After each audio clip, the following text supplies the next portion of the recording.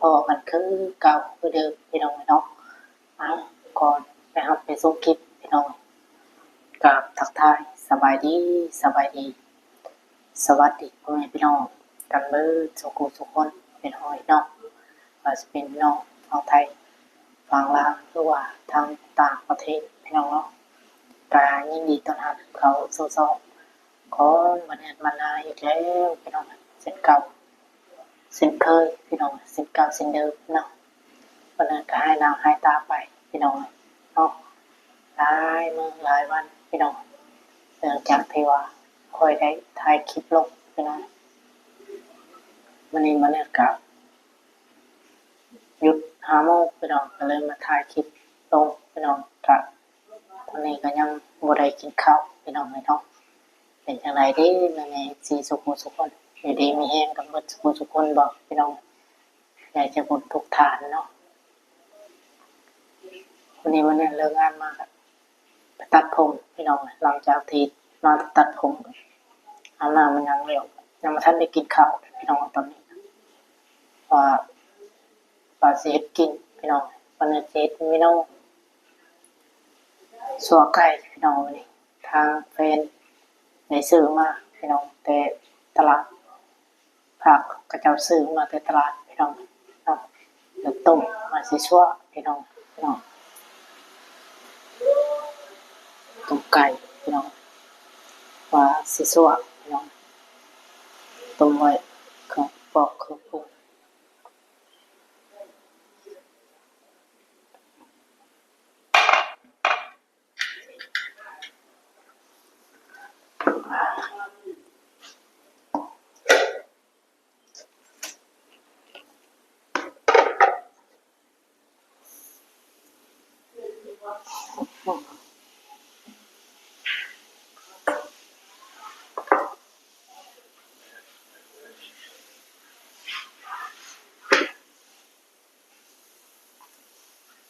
โอ้โหเป็นโตเลยพี่น้องพี่น้อง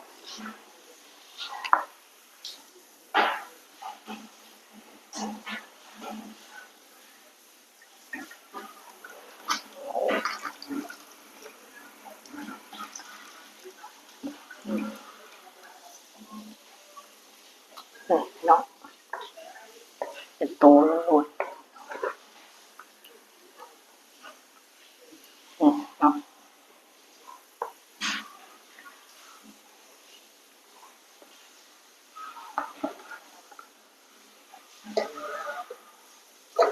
นี่ยังไงพี่น้อง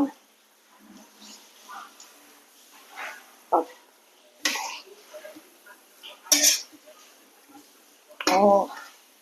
มีตับพี่น้องตับ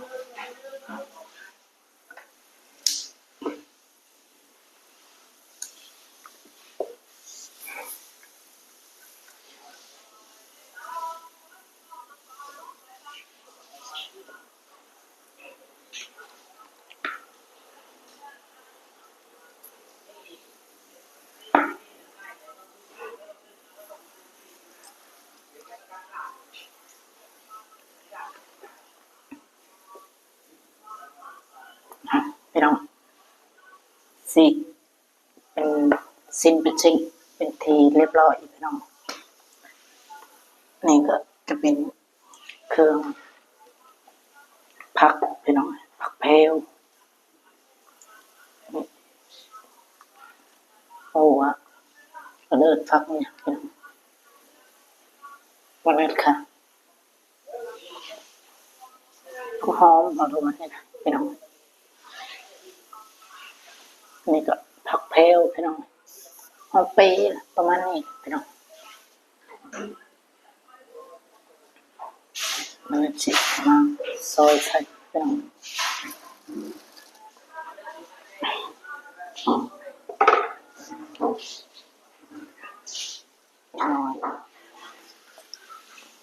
ซอยเครื่องหอมใส่เป็นทีเรียบร้อย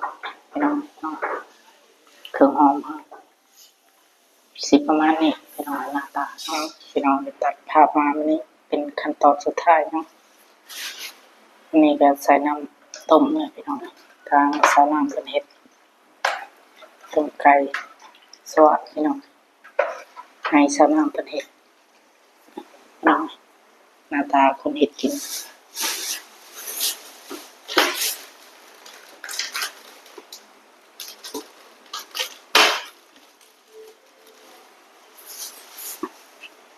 นี่ก็คือเฟซของวันนี้เด็กพี่น้องเนาะ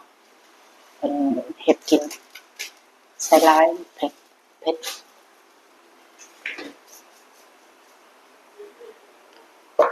ใส่เกลือเป็นนัวพี่น้องน้ำปลาแล้วก็ใส่ข้าวคั่วพี่น้อง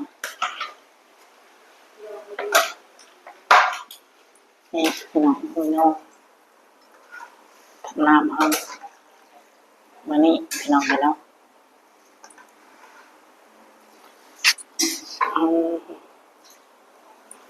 คักพี่น้องมาเลยพี่น้องเลยเซฟน้ำตาลพี่น้องเป็นผักใส่มาเลยซอยใส่เลย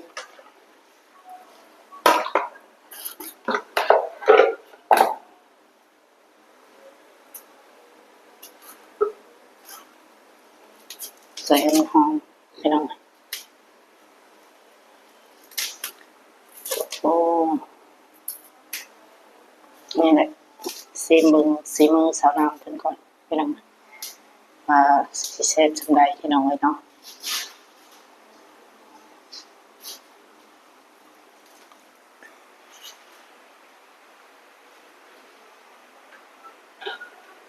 ตอนนี้เพิ่นกำลังซอยเครื่องหอมใส่พี่น้องเพิ่นบอกให้ใส่หมดยันมันหอมพี่น้องนี่ก็เลยใส่หมดนี่แหละเมนูของพวกเรานี่แหละพี่น้องเลยการใช้ชีวิตเป็นอยู่ในกรุงพี่น้องเลยเนาะ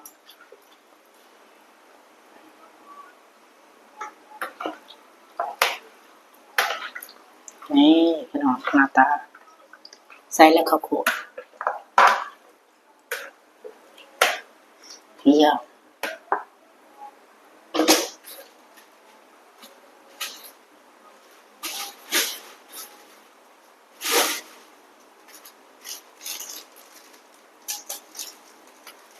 นี่ซอสพี่น้องต้องใส่ให้ครบข้าวคั่วใส่ให้มันหอมพี่น้อง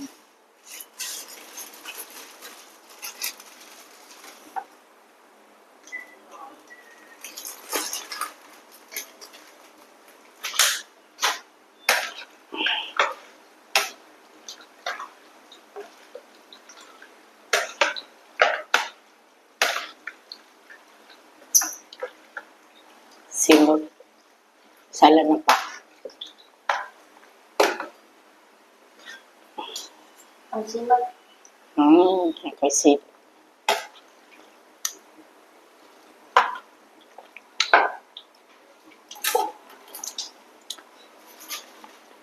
เกลือใส่น้ำปลาใส่หน่อยนึงมันจะจัดพอ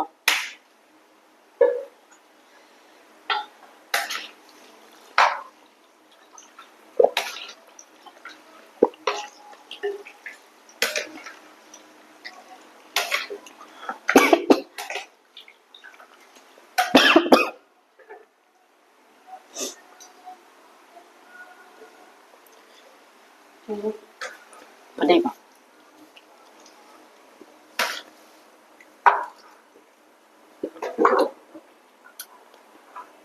โอเค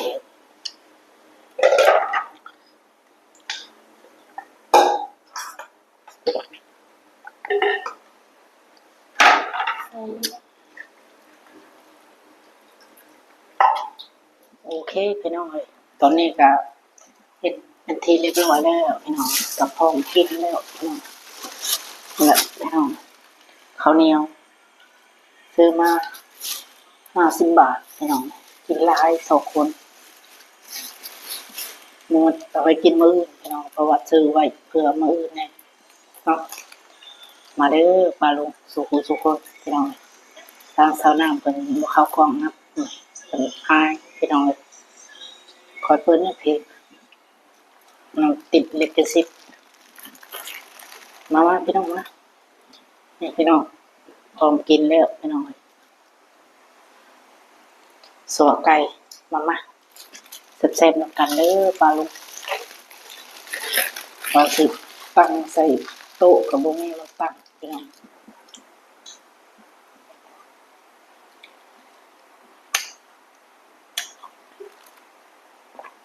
มันเป็นไง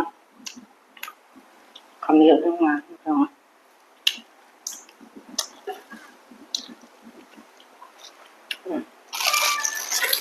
พี่น้องเขาเนีย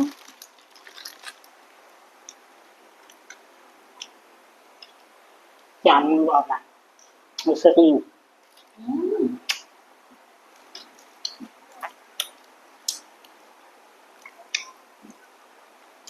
พี่น้อง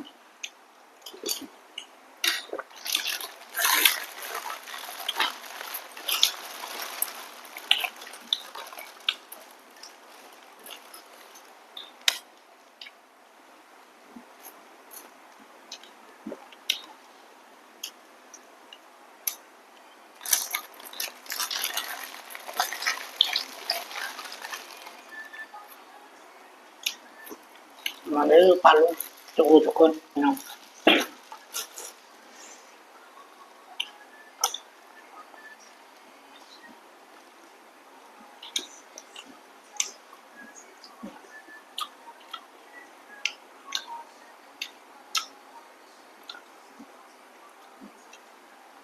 เสร็จพี่น้อง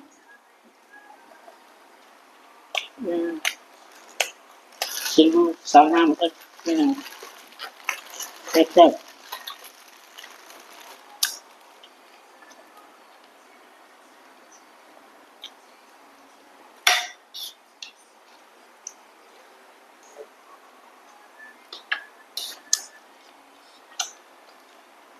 มันชิวแซ่บเลยจะนอนเป็นที่ให้พี่น้องนอนเป็นที่ไม่ให้กินมีแต่หมา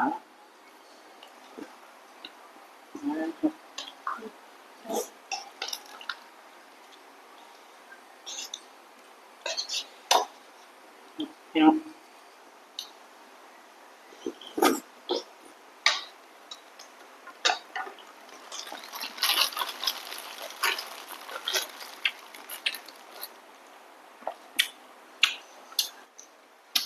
โอเคพี่น้องเนาะครับตอนนี้ก็อิ่มแล้วพี่น้องไปสิขอจบคลิปเนาะเพราะว่าคลิปมันก็ยาวเกินไปแล้วพี่น้องเนาะสิขอตัวลาจบคลิปไปก่อนพี่น้องพบกันคลิปต่อไปเด้อพี่น้องเนาะสำหรับคลิปนี้ก็เนินขอตัวลาขอไว้พี่น้องกินแล้วขอตัวลาไปก่อนพี่น้องพบกันคลิปต่อไปเนาะเพราะว่าคลิปมันยาวเกินพี่น้องก็ขอบคุณพ่อแม่พี่น้องเบิดสุขุทุกคนที่เข้ามาติดตามและรับชมพี่น้องเนาะก็ให้อยู่ดีไม่แห้งพี่น้องสุขภาพร่างกายแข็งแรงเบิดสุขุทุกคนพี่น้องว่าชีวิตธุรกิจการงานได้ก็ขอให้เจริญรุ่งเรืองก้าวหน้าพี่น้องเนาะโดยพี่น้องสำหรับคลิปนี้มาเนินขอกล่าวคำว่าสบายดีเด้อพี่น้องเนาะกับภาพซอยบนคลิปกดติดตามกดไลค์กดแชร์เพื่อเป็นกำลังใจเพื่อประกดคำโฆษณาซอยบนคลิปให้มาเนินเด้อพี่น้องแล้วคืนนี้ขอตัวลาไปก่อนพี่น้อง